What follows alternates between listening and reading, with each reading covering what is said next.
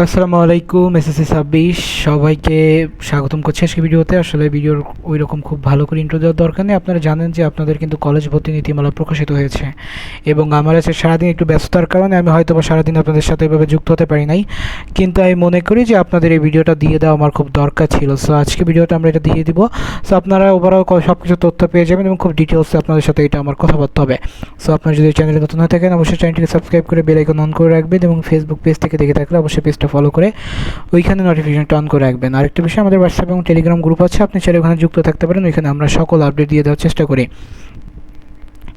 চলেন, আমরা অনেক কথা বললাম, আমরা ডিরেক্ট স্ক্রিনে চলে যাই। এবং আজকে এটা প্রকাশিত হয়েছে অনেকক্ষণই হয়েছে, বাট আমি একটু চিন্তা করলাম যে আমি নিজে একটু অ্যানালিসিস করে বিষয়টা একটু বুঝে তারপর আপনাদের বলি। সো এই যে নীতিমালা আছে, এটা হচ্ছে বোর্ড হচ্ছে সরকার কর্তৃক আইন দ্বারা স্বীকৃত কোনো মাধ্যমিক বা উচ্চ মাধ্যমিক শিক্ষা বোর্ড, বাংলাদেশে আর বোর্ড বা কারিগরি বোর্ড বোঝাবো, অর্থাৎ এখানে বোঝাচ্ছে যে তারা এখানে এই টার্মগুলো আসলে কী বোঝাচ্ছে। সো এইগুলো আমরা বাদ দিই, কজ আমরা এটা বোঝাতে তো আসছি, এটা যদি ধরে পড়াতে হয় তাহলে তার দরকার নেই। সো এবার হচ্ছে ভর্তির যোগ্যতা বিভাগ নির্বাচন, অর্থাৎ যে কোনো শিক্ষাবর্ষে এসএসসি সমমানের পরীক্ষা ফলাফল প্রকাশের সাল ও ধারাবাহিকভাবে পরবর্তী 2 বছর বা দেশের যে কোনো আসলে এইগুলো হয়ে থাকে। সো এইগুলো সব হচ্ছে আমাদের উপনীতি বা বলা যেতে পারে যে তাদের যে সংশ্লিষ্ট কথাবার্তা, এটা হচ্ছে তার মূল কথাবার্তা। সো এইখানে যেটা গুরুত্বপূর্ণ রয়েছে সেটা হচ্ছে কি যে উন্মুক্ত বিশ্ববিদ্যালয়ের অধীনে যারা এসএসসি উত্তীর্ণ হয়েছে তাদের প্রতি যে নীতিমালাগুলো আছে সেই নীতিমালার সাপেক্ষে তারা আসলে এটা যোগ্য হবে। সো এই পেজটাতে এইটুকু।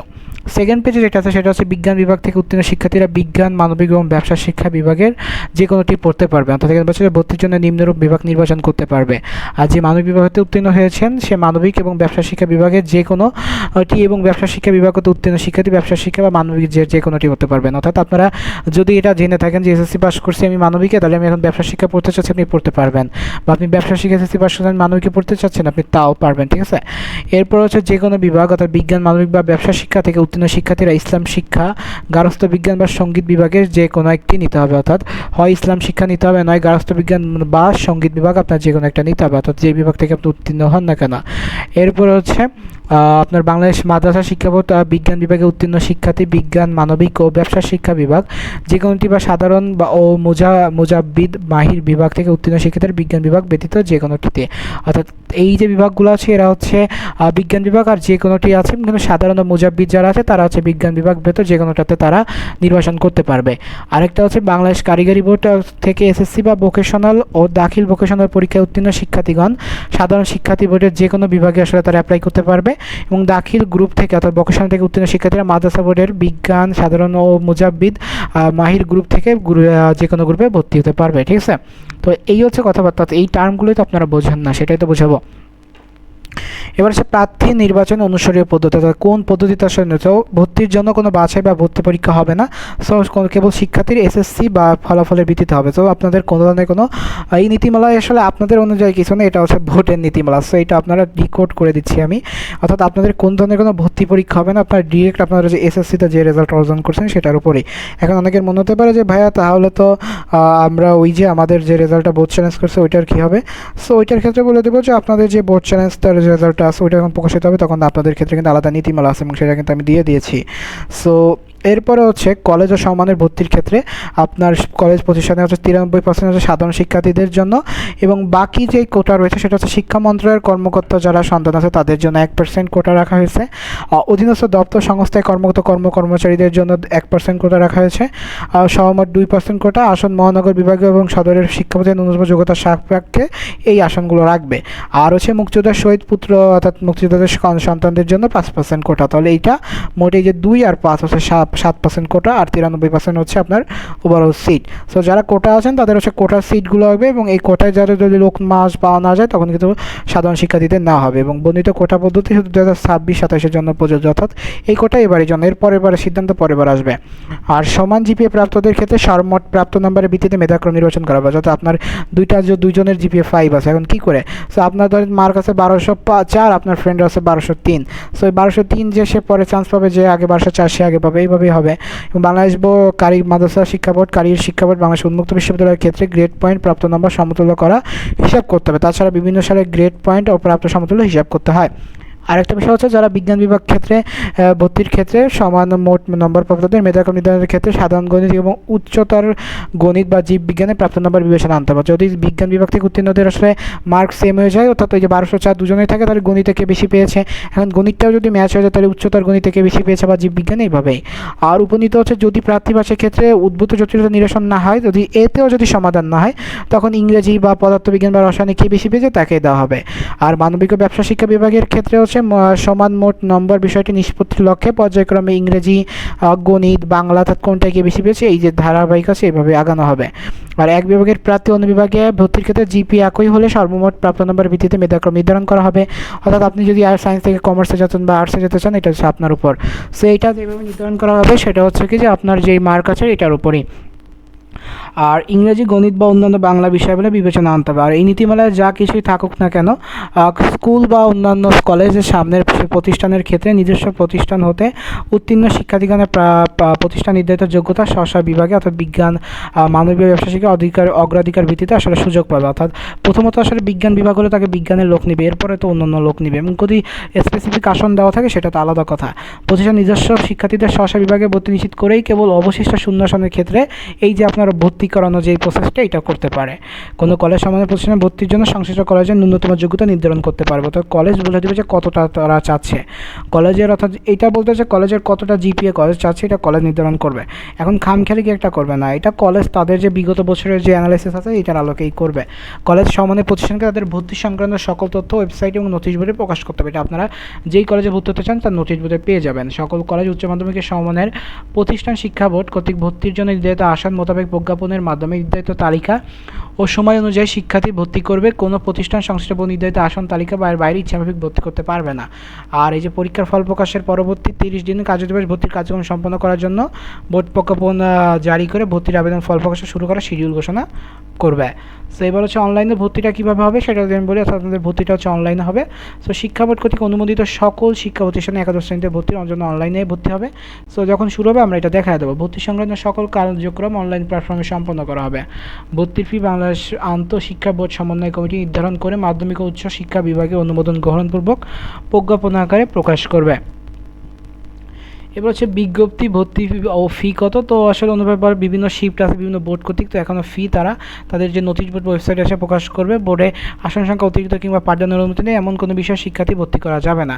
অর্থাৎ যেটা আসলে বোর্ড আপনার নির্ধারিত নেই এটার বিষয়ে আপনি পারবেন না। অনলাইনে বোর্ড থেকে প্রাপ্ত ভর্তিযোগ্য শিক্ষার্থীদের মেধাক্রম তালিকা সংশ্লিষ্ট কলেজ বোর্ডে ছাপাতে হবে, প্রাপ্ত মার্কশিট দাখিল করতে হবে অনলাইনে প্রাপ্ত, এবং পরবর্তীতে বোর্ড থেকে প্রাপ্ত সাপেক্ষে মূল ট্রান্সক্রিপ্ট নাম্বারপত্র দাখিল করতে হবে। অর্থাৎ কারো যদি নাম্বারপত্র স্কুল থেকে না আসে তাহলে তারা ওই যে আপনার যে নাম্বারপত্রটা আছে আপনার অনলাইন ওইটা দিতে পারবেন, পরবর্তীতে কিন্তু আপনার ফাইনালটা দিতে হবে। আর সরকারি কলেজে সরকারি পরিপত্র অনুযায়ী প্রয়োজনীয় ফি গ্রহণ করবে, অর্থাৎ আপনার কলেজে যে ফিগুলো আছে এটা কলেজ নিজস্বভাবে দেবে। বিশেষ চাহিদা সম্পন্ন শিক্ষার্থী ভর্তিতে সংশ্লিষ্ট প্রতিষ্ঠান ফি যতদূর সম্ভব মৌকুফের ব্যবস্থা করবে। অর্থাৎ যদি কেউ স্পেশাল চাইল্ড থাকে তাদের সুবিধার প্রয়োজন তাদের ক্ষেত্রে এই সুবিধা। আর ভর্তি প্রক্রিয়ার পূর্বে বেসরকারি কলেজে ভর্তির ক্ষেত্রে ভর্তি ফি সহ মাসিক বেতন ও অন্যান্য যাবতীয় খরচ স্ব কলেজে নোটিশ বোর্ড ওয়েবসাইটে প্রদর্শন করবে। কোনো শিক্ষার্থীর নিকট হতে বোর্ড অনুমোদিত ফি অতিরিক্ত গ্রহণ করা যাবে না, এটা তো জানা কথা। বোর্ডের অনুমতি হিসাবে ফি প্রদান কলেজ বিভাগে পরিবর্তন করতে পারবে, অন্যান্য বিভাগ থেকে বিজ্ঞান বিভাগে বিভাগ পরিবর্তনের কোনো সুযোগ নেই। অর্থাৎ আপনি ব্যবসা শিক্ষা বা মানবিক থেকে আসতে পারেন, বিজ্ঞান বিভাগে তো অন্য বিভাগে যাওয়ার সুযোগ আছে, কিন্তু পরবর্তীতে আবার আপনি বিজ্ঞানে ফেরত আসতে পারবেন না। আর কোনো শিক্ষা প্রতিষ্ঠান কোনো অবস্থাতে সংশ্লিষ্ট প্রতিষ্ঠান হতে এসএসসি বা সমানের পরীক্ষা উত্তীর্ণ কোনো শিক্ষার্থীর মূল একাডেমিক টেস্টে উচ্চ শিক্ষার্থী বা অভিভাবকের ব্যতীত অন্য কোনো ব্যক্তি বা এটা দিতে পারবেন। অর্থাৎ এগুলো শুধু আপনার অভিভাবকের কাছে তারা দিবে, এটা আপনি যদি পরবর্তীতে কাউকে পাঠান যে আপনি এটা কার মাধ্যমে গ্রহণ করবে এটা আপনি পারবেন না। আর একটা বিষয় হচ্ছে ভর্তির তালিকার সময় ভর্তির ফি যা যা আছে এগুলো সব তারা বিবরণে জমা দিবে।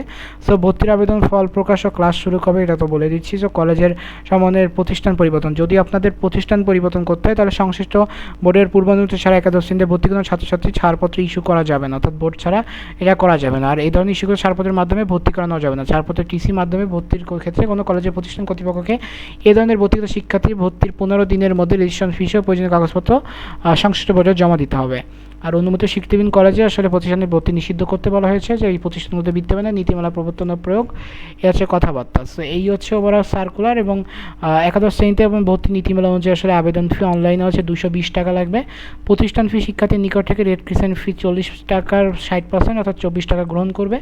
আর প্রতি শিক্ষা প্রতিষ্ঠান বার্ষিক ক্রিয়া মঞ্জুরি 400 টাকা বোর্ডে প্রেরণ করবে। এমপিওভুক্ত প্রতিষ্ঠানের ক্ষেত্রে নিম্নত সেশন চার্জ বা ভর্তি রয়েছে, যেটা হচ্ছে ঢাকা মেট্রোপলিটনের এমপিওভুক্তর ক্ষেত্রে যদি বাংলা ভার্সন হয় তাহলে ভর্তিতে 5,000 টাকা, ইংরেজি ভার্সনে 5,000 টাকা।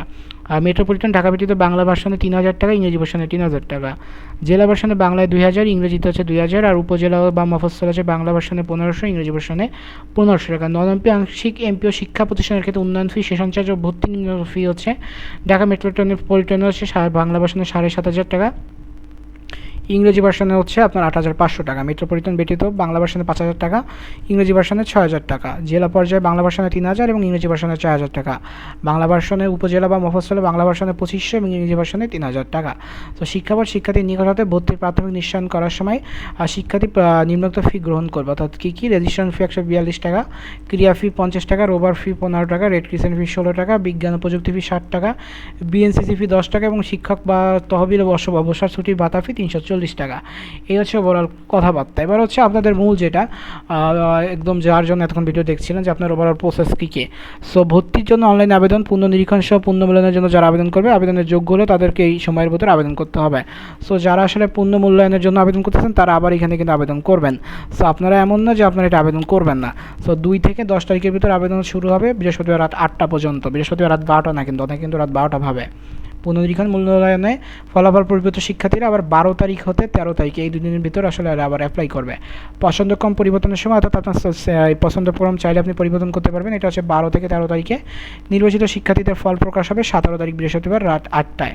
শিক্ষার্থীদের নির্বাচন নিশ্চয়ন, শিক্ষা নিশ্চয়ন না করলে নির্বাচন বাতিল হবে, অর্থাৎ আপনি নির্বাচিত পরীক্ষার্থীকে প্রকাশের পর 19/9/26 তারিখে আপনি নির্বাচন করতে পারবেন। ভর্তি হচ্ছে 20 থেকে 22 তারিখে এবং আপনার ক্লাস শুরু হবে 23 সেপ্টেম্বর 2026 বুধবার। সো এই হচ্ছে বড় কথাবার্তা। এখানে আমি একটা মনে করি যে যে পয়েন্টগুলো এখানে গুরুত্বপূর্ণ, প্রথমত হচ্ছে আপনার ভর্তির ক্ষেত্রে কি যে বিভাগ পরিবর্তন বা এই বিষয়ে যেটা আছে, টাকা লাগবে কত বললাম, জিপিএ লাগবে কতটা, সুযোগ আছে, মাইগ্রেশন আছে কিনা, প্রত্যেকটা বিষয় কিন্তু আমি বারবার ধরে ধরে বললাম। সো এই হচ্ছে কথাবার্তা। আর আপনার যে ফি আছে বা যে প্রসেসটা আছে, তবে একটা বিষয় হচ্ছে যারা আসলে এই জিনিসটা কনফিউশন ছিলেন যে আপনারা যারা হচ্ছে বোর্ড চ্যালেঞ্জ করবেন তারা কি এবার অ্যাপ্লাই করবেন কিনা, আপনারা অ্যাপ্লাই করবেন। তারপর যদি আপনাদের বোর্ড চ্যালেঞ্জের রেজাল্ট পরিবর্তন হয় যাদের, তারা আবার স্পেসিফিকভাবে তারা আবার ওইটা অ্যাপ্লাই করবেন। মানে এমন না যে যাদের যদি পরিবর্তন না হয় তাদের তো আর অ্যাপ্লাই করার দরকার নেই, বা যাদের পরিবর্তন হয়ে যাবে তারা আবার অ্যাপ্লাই করবে। সেই হচ্ছে মূল প্রসেসটা ওভারঅল। আর কোনো কনফিউশন থাকলে কমেন্ট বক্সটা আছে, কমেন্টে জানিয়ে নিন। তো এই হচ্ছে আজকে ভিডিওটা কেমন লাগছে জানাতে পারেন। দেখা হচ্ছে পরবর্তী ভিডিওতে। সবাই সুস্থ থাকবেন, পড়াশোনার সাথে থাকবেন। আসসালামু আলাইকুম।